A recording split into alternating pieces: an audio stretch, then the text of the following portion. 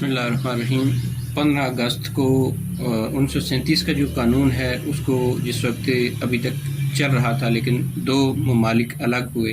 ان دو ممالک کے الگ ہونے کی وجہ سے برطانیہ کے وزیر اعظم نے مسٹر اٹیلی، اس نے 4 جنوری 1947 کو قانون آزادی ہند کا جو مسودہ پیش کیا تھا، اس کے کچھ نکات تھے۔ وہ نکات یہ تھے کہ ابھی 15 اگست کو ہندوستان جو ہے وہ اس کو اقتدار اعلیٰ جو وہ ختم ہو جائے گا، جو ملکہ برطانیہ کا جو ٹائٹل ہے وہ بھی ان سے اٹھا لیا جائے گا۔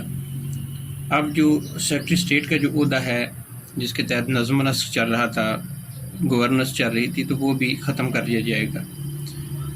اور اس کے بعد ریاستیں جو ہے نا، تاج برطانیہ کا جو تسلط ہے اس کی جو کالونائزیشن ہے جس کے انڈر وہ آ رہی تھی، وہ بھی ختم کر دیا جائے گا۔ ریاستوں کو آزاد کر دیا جائے گا اور ایک آزاد ہو کے ان کو یہ اختیار ہوگا کہ وہ جس اسٹیٹ کے ساتھ مرضی چاہیں وہ مل سکتی ہیں۔ اب فوج اور سول لوگوں کو یہ اجازت ہوگی کہ وہ جس ملک کی فوج میں چاہیں وہ اس ملک کی فوج میں شامل ہو سکتے ہیں۔ اور نیا قانون اس وقت تک نہیں بنایا جائے گا کہ جب تک دونوں ممالک کی اپنی اپنی مکنہ پارلیمنٹ نہیں بن جاتی، تب تک قانون آزادی ہند کو رائج رکھا جائے گا اور اسی کے تحت ملک کے نظم و نسق کو چلایا جائے گا۔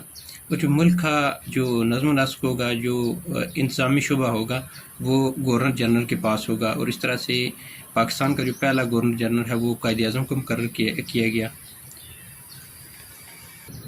ریاستوں کو یہ حق ہوگا کہ وہ چاہیں تو دولت مشترکہ میں شامل ہوں یا دولت مشترکہ میں شامل نہ ہوں، یہ ریاستوں کو حق دیا گیا۔ اس کے علاوہ جو 1935 سے پہلے جو حکومت برطانیہ اور مختلف ریاستوں کے درمیان جو معاہدے تھے ان کو ختم کر دیا گیا، کیونکہ اب یہ بر صغیر اس کی سپریشن ہو چکی تھی، یہ 2 حصوں میں تقسیم ہو چکا تھا۔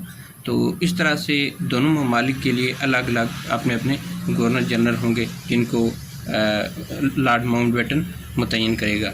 جس وقت لارڈ ماؤنٹ بیٹن یہاں پہ آیا تو اس نے اس تقریب جو حلف برداری تھی قائد اعظم کی، اس میں وہ شامل ہوا۔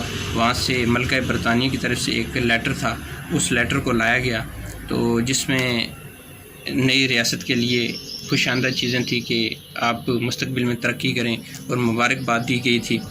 پھر اس کے بعد یہ کہا گیا تھا کہ آپ استحکام رکھیں اور اپنی ترقی کے لیے جدوجہد کریں۔ آج سے جو نا آپ ملکہ برطانیہ کی جو تسلط ہے اس کا جو تاج و تخت ہے اس سے آپ آزاد ہو چکے ہیں۔ قائد اعظم کی جو تقریب حلف برداری تھی اس میں تقریباً 1 لاکھ کے لگ بھگ لوگوں نے شمولیت اختیار کی، اور وہاں پہ فوج کے دستے تھے کیونکہ ان کو آرگنائز کیا گیا تھا۔ ان فوج کے دستوں نے 21 توپوں کی سلامی دی قائد اعظم کو، اور اس طرح سے پہلا گورنر جنرل بننے پہ لارڈ ماؤنٹ بیٹن میں مبارکباد تھی، اور وہ جو ایک ملکہ برطانیہ کا پیغام تھا وہ بھی انہوں نے پڑھ کر وہاں پہ سنایا گیا۔ اب جو گورنر جنرل تھا وہ ملکہ برطانیہ کا ایک نمائندہ تھا، اس کو تاج کا ایک نمائندہ سمجھا جاتا تھا، اور وہ تمام انتظامات خود کرتا تھا مکنہ کے، اور فوج کا سپریم لیڈر تھا۔ اس طرح سے اس نے تقرریاں کی مختلف شعبوں میں، جن میں فوج کا شعبہ ہے، اور دیگر محکموں کو اس نے